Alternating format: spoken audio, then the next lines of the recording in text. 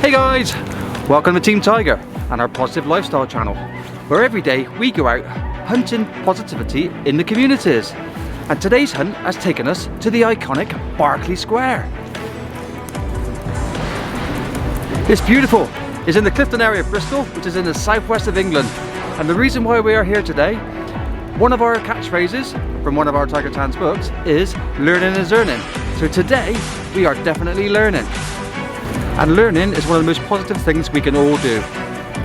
So in the construction industry, we've all heard the term quantity surveyor and project manager. Well, do you actually really know what a quantity surveyor does? Or what one is? Well, today we are going to find out.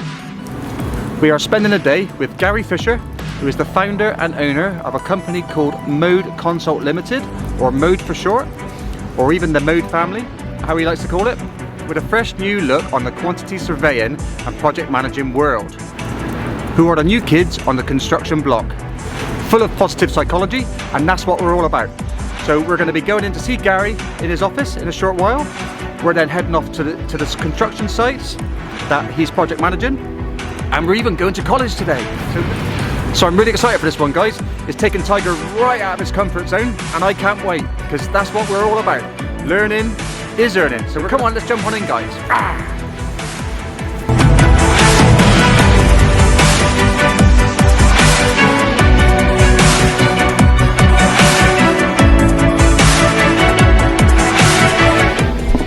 Hey guys, so we're in the HQ of Mode Consult, the engine room, or if you're a Trekkie, hi Nick. Hello. If you're a Trekkie, it's the bridge. This is where it all happens. We got to try and find Gary. Hey Gary. So Gary, what does a quantity surveyor actually do? So a quantity surveyor is basically looks after the costs, contracts on a construction site. In fact, actually, why don't I just show you? Yeah, let's do that. Let's go. Come on then. Sure.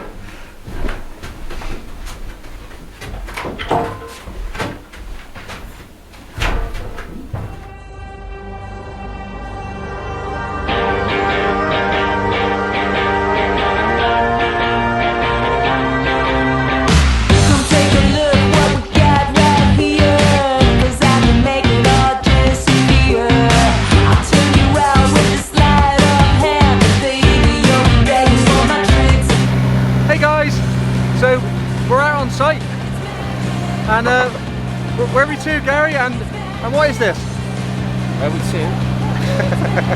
I don't know what that means. We're at Imperial. That's Bristolian. Where we be? We're at Imperial Park, Bristol. Fantastic. So we were chatting earlier about the construction trades, as in plumbers, electricians, scaffolders, diggers. But just to get my head round the quantity surveyance, none of that can happen without a quantity surveyor working for the client on their behalf. So just to get over the importance of quantity surveying and project managing, nothing happens without the work you do. Yeah, so we've obviously, working with the client, we've helped them with the numbers side of things. They've looked at whether or not to build some of these sites out themselves, or whether to sell them. So we've helped them with the number crunching side of it. We've obviously then procured it. So when I say procure, I mean we bought different packages. So the groundworks package was the biggest one, and that's where the biggest risk is on a construction site. Yeah. So we introduced them to the local market, because they're a London developer. Yeah. Didn't know anyone in so through the Mode family. Yeah. Just get that one in there. We introduced them to Churngold, who were the ground workers, and they've done a fantastic job. And then from that, Aldi have picked up on the fantastic work that they've done, and then Churngold have actually worked for Aldi as well. And we're working with Aldi, we're working with these guys, and we'll work with these guys on phase 3, whoever that may be. It's likely to be a big affordable housing company. Right. I won't very diplomatic. Yeah. So just to reiterate on what Gary was saying about the Mode family, the short time I've been on this site today, in the rain, I must say. Thanks for that, Gary. Lovely weather. Everyone's the family ethos is everyone's working as a team and working together, and not pulling apart from different aspects. Not working in silos. Not working in silos. Is that a technical term? Yeah. It's driven into us from college, school, that the architect does his bit, the structural engineer does his bit, the QS does his bit, the project manager does his bit, and then on site, so we're all working in independent silos. You've got to bring all that together to make it work. So from our perspective, from what we should be driving in at schools and colleges, is the overall perspective, and the QS is the best position from, might be a little bit biased, but the QS has got the overall perspective of a construction site. He understands the design, drives the value through, making sure that the architect's designing to budget, making sure the structural engineer is working to a budget, that sort of thing. So there's a lot in that, and the collaboration and the integration between everyone as a team is the hardest part. Well, I think you've just nailed the process of things there with the way things happen before work even starts on the ground. So I hope that's a bit of an insight into what stage the QS comes in. Just so my viewers can get their head around it. So we're on all of the things you've just said. This is what's happening. How have we got to this stage from your side of quantity surveying stroke project managing? So we were contacted by the client who owns the whole retail park, and this is the final phase. So the retail park behind us has been constructed as a housing site over there, and they inherited this as a final phase. So we've helped them split it up into 3 phases. We've done the whole groundwork package. So this used to be a massive hill we were stood on here. We've now levelled the whole site. We've put services in. So behind us we've got the electrics going into phase 2. We've put all the drainage in. We've done absolutely everything ready for Aldi, a care home, and the housing site here, which those 3 sites will then tap into. And then over the road we're doing a Greg's, and we'll do the thing that's directly for the client. So we're just getting a little insight. We're gradually building up the picture of what a QS or quantity surveyor and project manager does. So hopefully we're going to build a picture up again on the next site we go to, finding little bits out at a time about what Gary does and his company, Mode Console. So it's actually so educational at the moment, finding out all this stuff. So I hope it's coming across to you that our mantra is learning is earning. So we're off to another site now. It's a little bit smaller than this one. We'll catch you at the next site. Cheers, guys.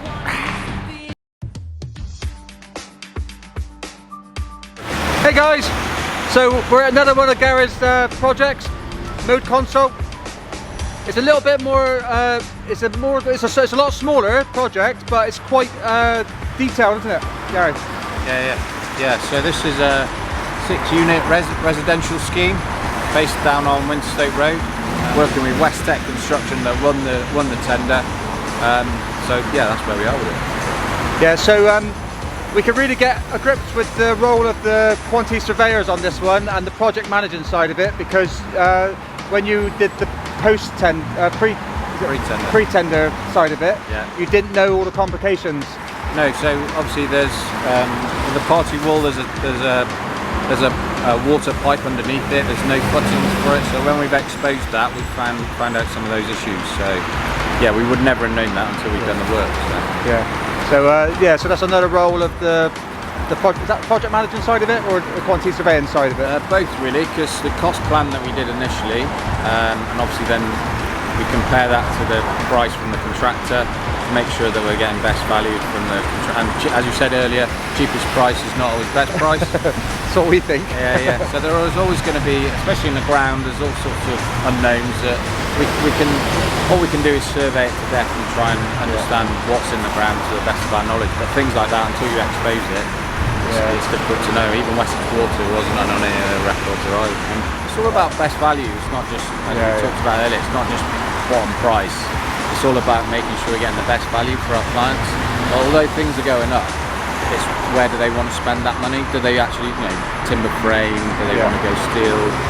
It's all a bit of a much of a muchness at the moment, because everything's going up. So it's money is a big factor on any construction project. But if you can pay more for a certain type of material that you can get tomorrow, whereas you pay less for another type of material and it takes 6 weeks or months, then it's weighing up those. One of the words we were using earlier is adaptability. Yeah. Flexibility and adaptability is what we're trying to get through into the Mode family and everything. Yeah. So you're going to be hearing a lot about the family and the Mode family, and the ethos is there, isn't it? So you need to be able to trust the people you work with, and the contractors. You need to know that if you're going to give them the contract, that they're going to be there, don't you? Yeah, trust is massive in the construction industry, and people that you're working with as well. Yeah. So it's quite a close-knit industry. You know, I've worked in London, and it's similar, same people you're working with. Yeah. Just whether you work for whatever company, it's all about people, and that's on our website as well. People want to work with people at the end of the day. If someone rips you off, or you do something that's not right on a specific, you're not going to work with them again. It's quite simple. So you only got let you down once, haven't it? Yeah, exactly. You're only as good as your last job. So it's a people industry, and that's why we set up the family, to make sure that that family of consultants, contractors, clients, whoever's in the family work together constantly, and get that reputation of working from job to job and doing what we do well. Brilliant. Yeah. Good ethos, guys. When you hear of construction, you think about all of the trades and the skills, but what the quantity surveyors and the project managers do is it's quite a technical profession, isn't it? So picking up on the small things before all the tradespeople can actually come in. So it's another angle. And making sure that it's all integrated and works all together. So it's a crucial role. We were just chatting earlier about if you're interested in getting into the construction industry, bear in mind quantity surveying, because from what I've seen in this short period of time today, it seems fantastic. So the weather's terrible. Yeah, the weather's cleared up a little bit at the moment.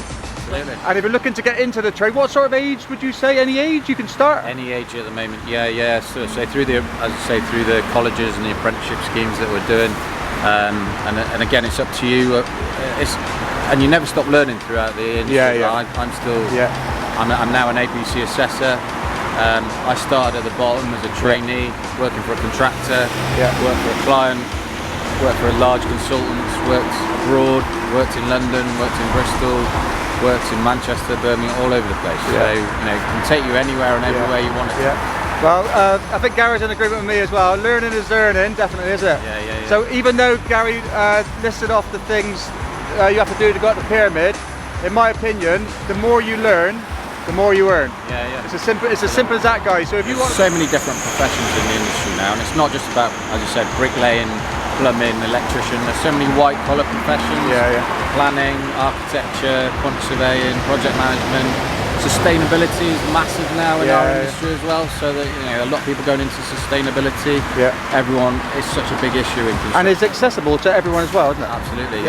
So whatever background you're from, quantity surveying is accessible. Absolutely.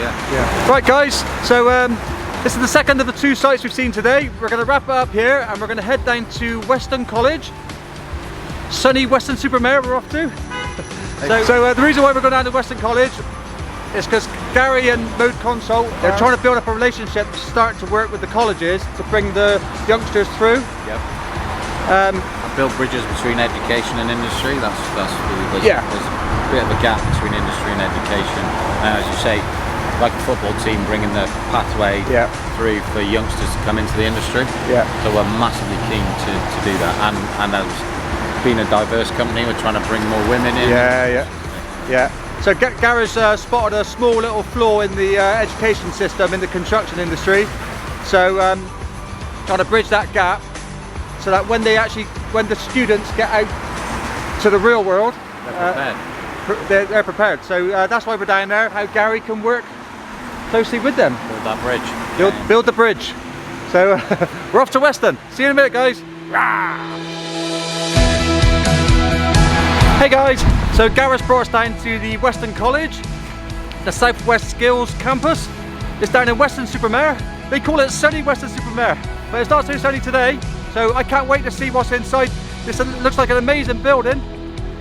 So way back in 1987 was the last time that Tiger had set foot in a civilian technical college, which was the Soundwell Technical College, back in 1983 to 87.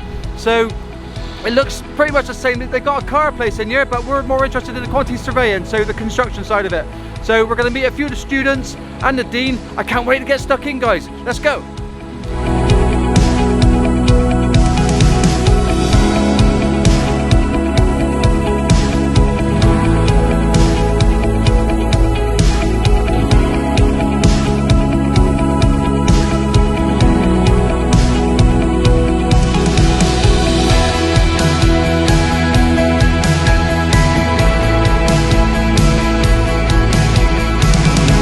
How do people find out about you guys? Because the courses are amazing. The best way to contact us is through our website, which is www.weston.ac.uk, and you can search for us in any search engine. But we're also quite prevalent on things like LinkedIn and Facebook. So if you want to get in contact, just drop us a line and someone will get in contact straight away. Yeah, brilliant. So we were just touching upon industry shortage. So the research I've done says that quantity surveyors are really short. Is that right? Everyone's really. Every trade. And everyone, every trade, every white collar. Does that go as far as just construction, or are you seeing that in the automotive as well? Automotive as well. Anything it's kind of vocational. There's starting to be a real call back into industry. So there are big skills gaps at the moment. When I was at uni, when I was at university, we did what's called a sandwich course.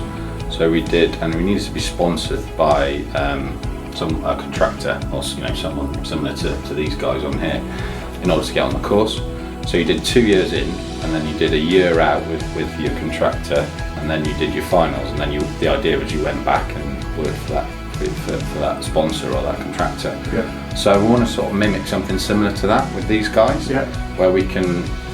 We've spoken to Yui already about devising our own course as well, because at the moment we're finding graduates that come to us have got a shortage of soft skills, big shortage of soft skills. They can't talk to people, they can't answer the phone. Just for people who don't know, soft skills? So communication, how to present yourself, how to send an email, how to answer the phone. Don't just say hello when you pick the phone up. It's initiative, leadership qualities, problem solving. All that, But what we found is that these guys have been more receptive today. Everyone's talking about it, everyone's talking a good game. Usual construction thing, we've been talking a good game for the last 30 years. But we haven't actually come on the pitch yet and kicked the ball.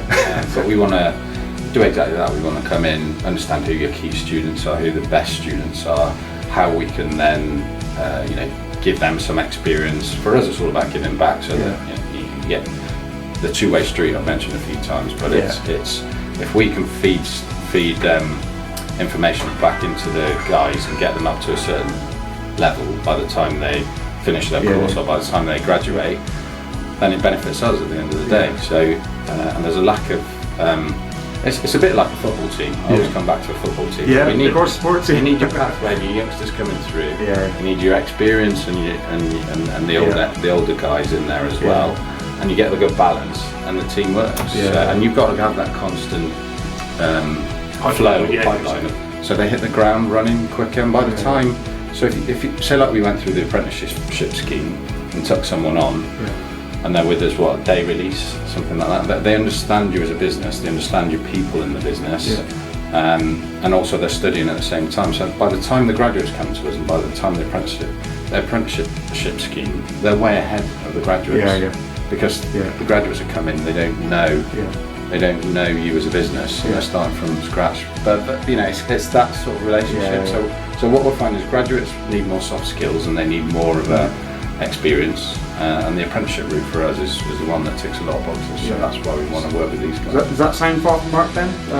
No, what you're actually doing now and what reality is? Or? That's exactly.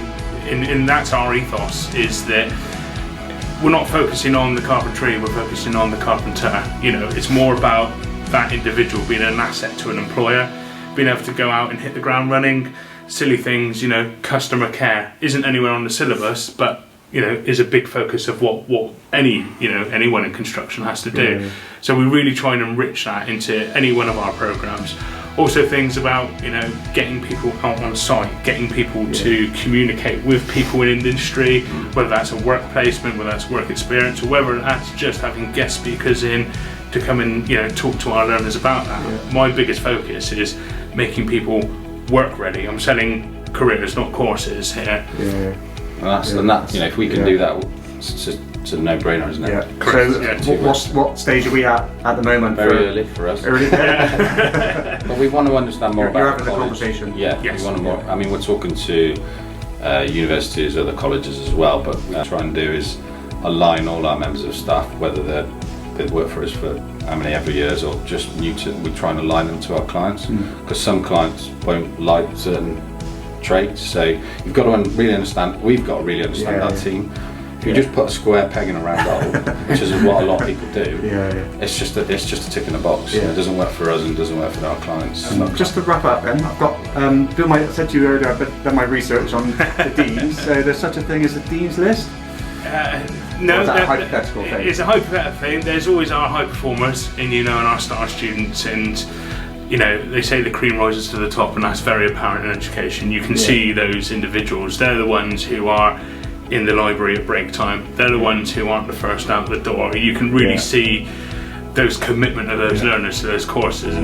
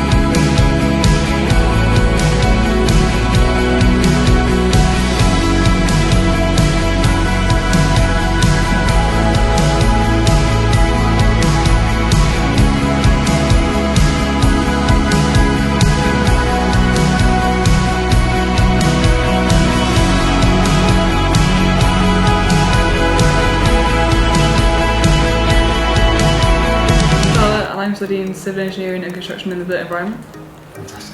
And I'm Matthew, and I'm studying the same course, construction in the built environment.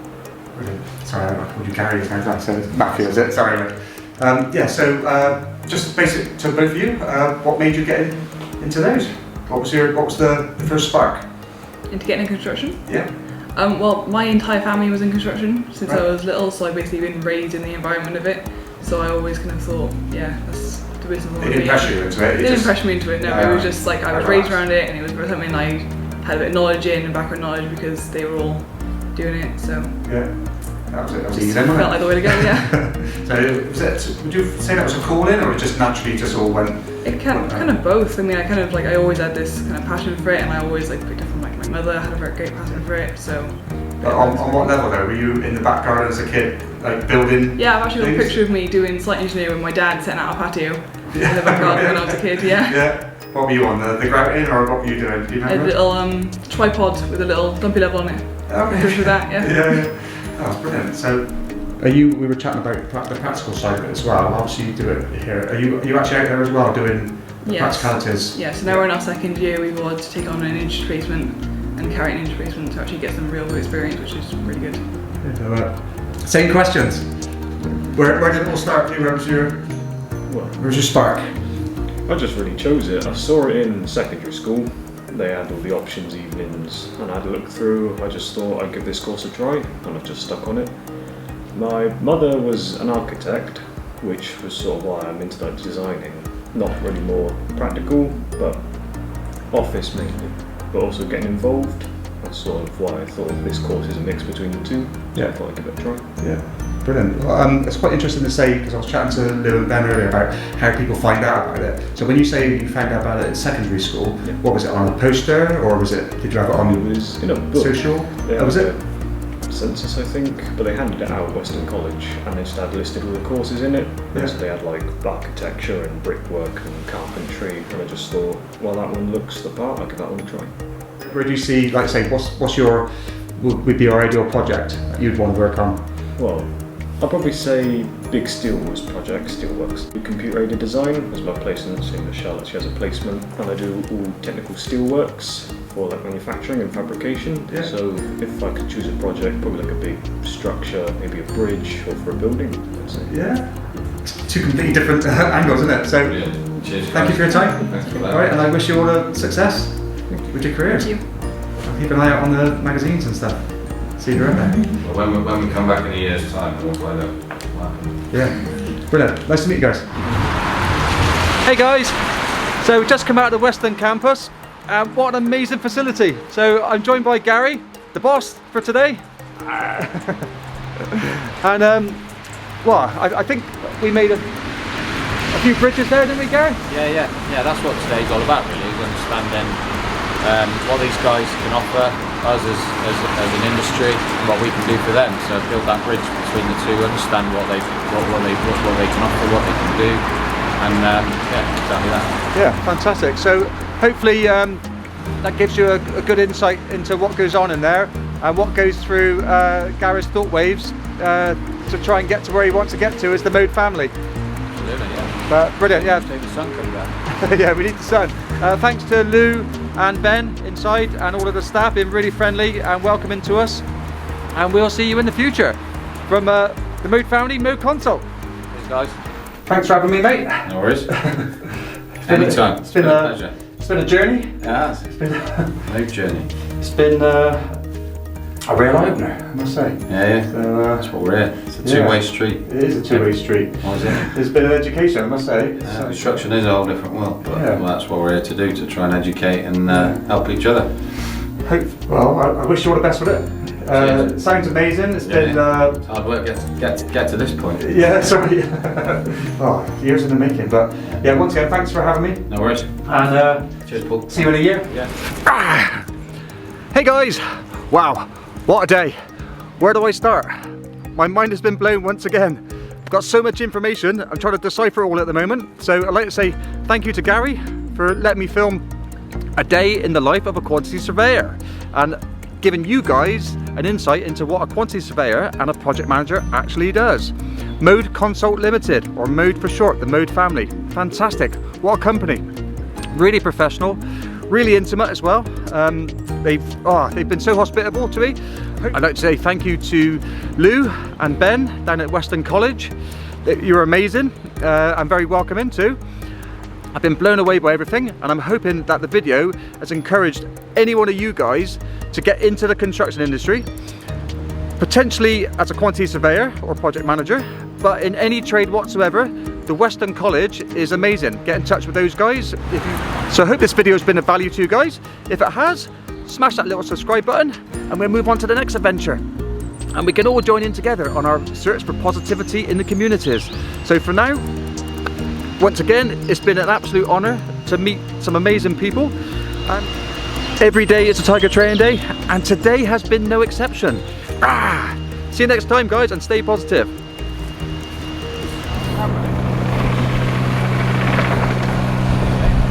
Brilliant, that's it, let's go. We can, I think in this new day and age, we can make QS and PMing sexy. Yeah, absolutely. That's So, what just take.